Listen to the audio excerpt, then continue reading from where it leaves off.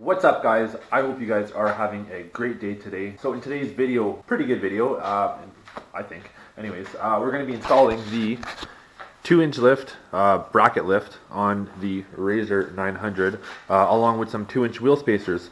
So she'll be getting a little bit higher and a little bit wider, because my thought with it was if I'm going to go higher, I want to go wider just so I don't kind of disturb the stability of the RZR, the tippiness type thing. So this is the bracket lift right here. This comes with some hardware, some brackets obviously. These spacers are in a box back here. So I'm going to go ahead and open the doors, get this out of there, get the RZR in the middle of the garage, and then we can start.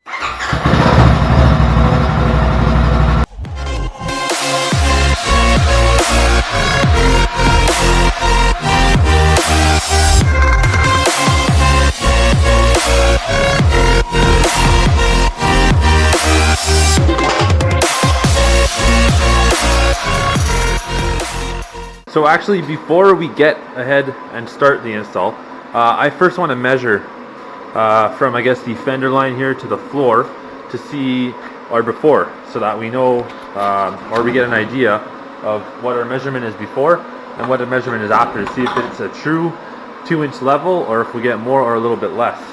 So I'm going to go ahead and use the bolt right here as our measurement. So we've got about 37¼ inches. So 37¼ inches is going to be our measurement before, and then we're going to see if we get the true 2-inch afterwards.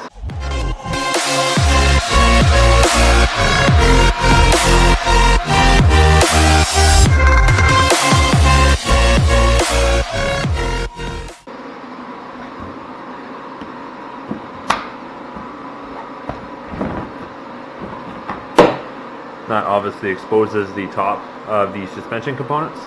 So I went ahead and removed the upper shock bolt right here. It is a 15mm bolt. Now this is Canada. I'm not sure if the US ones are any different. I wouldn't think so. I would think it would also be the same bolt. So 15mm bolt to remove top of the shock there. Next step after removing the upper bolt and the hood is to remove the vent. So you have this vent here. It's just in one of these holes, very easy. Take it off, move it off to the side, and then right under here there's a clip right where I'm pointing there. It attaches the wires to the upper cross member here. You just got to take that clip off so that you'll have room to slide your bracket in place. Once the upper shock is removed, vent tubing's out of the way, those electrical clips are taking off of the cross member, you're ready to install your first bracket. So it's going to be this bracket here. As you can see in the image, going on the inside of the cross member there. So you've got this cross member right here. That bracket's going to go on the inside of the cross member, and you're going to be using the 1-inch spacer in between here just to keep that nice and solid. So the spacer is going to kind of go like that, and then this bracket's going to sit on top of that one, and the bolt's going to secure it in place. So you're also going to use the provided hardware.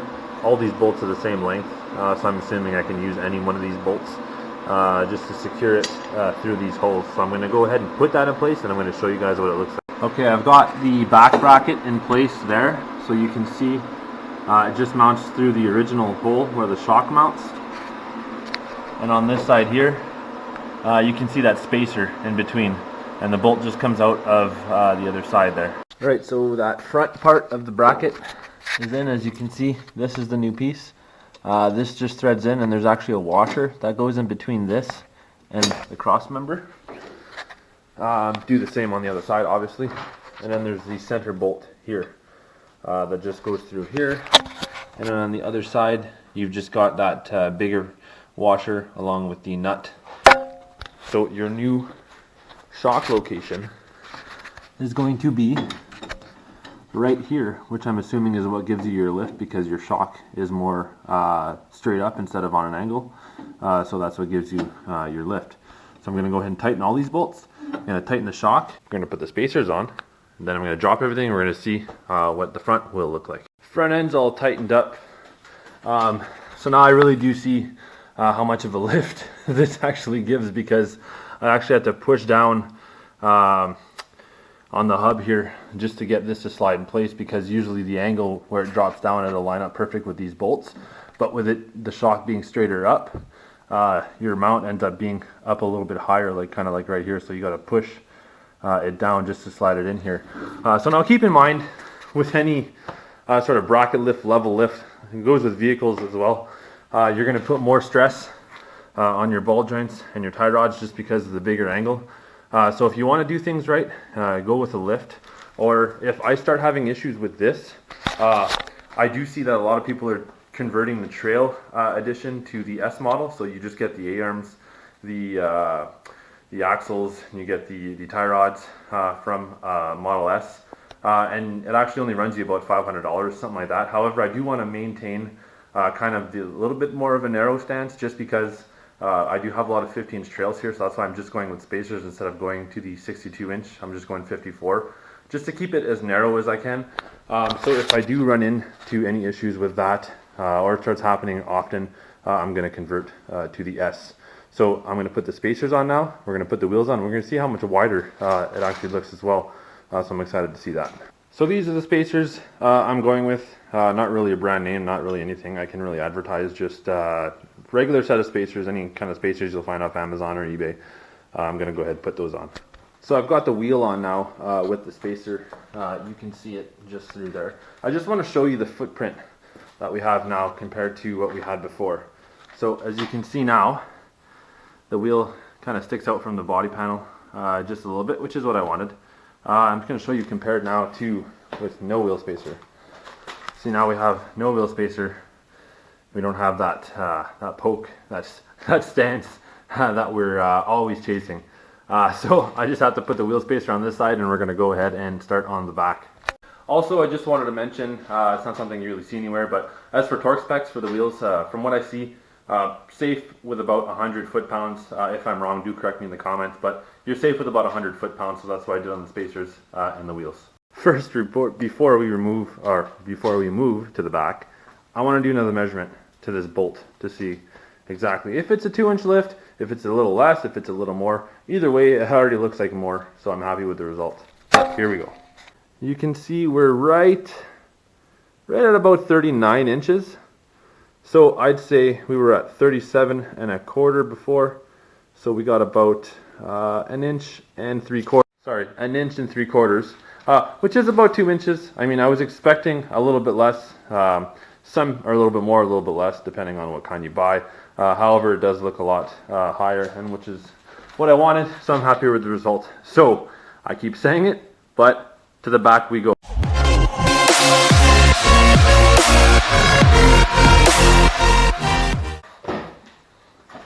I had to measure first. So we're at 40 inches.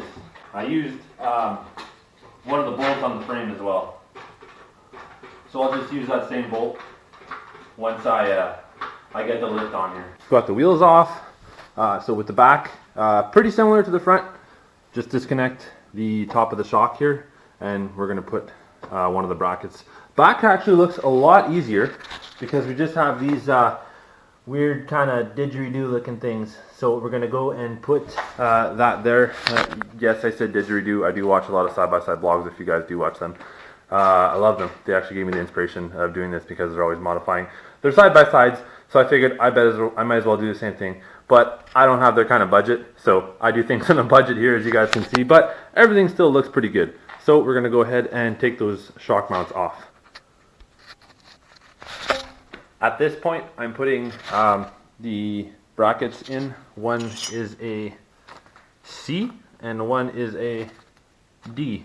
So one has a smaller slit and one has a bigger slit. Okay, and then you have a mini washer or spacer. You have a thicker washer for the back, a bolt and a nut. Pretty straightforward. All goes in place. I'll show you what it looks like once I have that in place, and we'll take it from there. Okay, so I put the bracket on here. You can see what those slits are for now, is to just go through these parts of the bracket that are on the bike. So no washer or nothing on these. They're lock nuts. They thread on. That's where your spacer goes. And then your washer and your spacer down here will go along with the shock that you put over here. So I'm going to go ahead and install that. I'll go and do the other side, and I'll show you guys what it looks like after. Like I said, this side's a lot easier than the front, so that's why this is a lot quicker. All right, boys and girls, maybe, perhaps. That's all it is, really. Just goes in like that. You've got the washer in between there with that little spacer there. That's all it is. It just makes the angle a little less, and that's where you get your lift. I don't know why I'm showing you the other side. It's the exact same. I mean, it's not hard, but you do kind of got to get the shock around this bracket here. It doesn't seem hard, but it was a little tricky just to get it around there and into where it's supposed to go. But that's all it is. I'm gonna go ahead and slap the spacers on and drop her down. We'll see what the height is. All right, so everything is installed on the RZR. Looks good. It honestly looks a lot taller and wider than it did before, but I'll let you guys be the judge.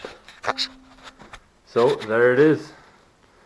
It looks a lot bigger than it did before. I don't know if it's just me used to seeing what it looked like before, but it looks a hell of a lot higher and wider than it did before, even though we've only got 1 inch and 3/4 in the front. In the back, I'm going to go ahead and do a measurement. So we're going to see exactly how much we got in the back. So in the back, we are at about 42. So we were at 40 before, so we got almost 2 inches in the back. So we've got just about the same all the way around. And as far as the width goes in the back too, those spacers definitely did push that out a hell of a lot. So overall, I'm really happy with how it turned out. I did want just a little more ground clearance because some of the trails that I go to, I am hitting underneath. No matter how I drive, how I go over the rocks, I do get a rock that goes underneath and hits the frame. And the father-in-law has a lift and he has no issues with his. Mind you, he has a 2012, this is a 2018. And keep in mind also, this is a brand new unit. It only has about 9 hours on it. So everything took apart very easily and was put together very easily. Also, I want to know what you guys think I should do next to the RZR. I am going to be adding some mirrors because I hate always looking over my shoulder. So the reverse mirror there and the side mirrors here. I do plan to add some half doors. I really do want to add the bars that come from here and go to here along with the spare tire mount. So the tire kind of mounts like that. But other than that, let me know what you guys want to see in the channel. Let me know what you guys want to see on the RZR, and I'll see if I can't make that happen. Overall, I'm really happy with it. Let me know what you guys think in the comment, what you guys are running for 2-inch lifts or any kind of lift really, or spacers, horror stories, good stories you guys have with it. Let me know in the comments. I want to know everything. So leave me a like in the video if you guys like the video. Go ahead and subscribe because I'm going to do a lot more to this thing. So I really hope you guys enjoyed the video, and I will see you in the next one.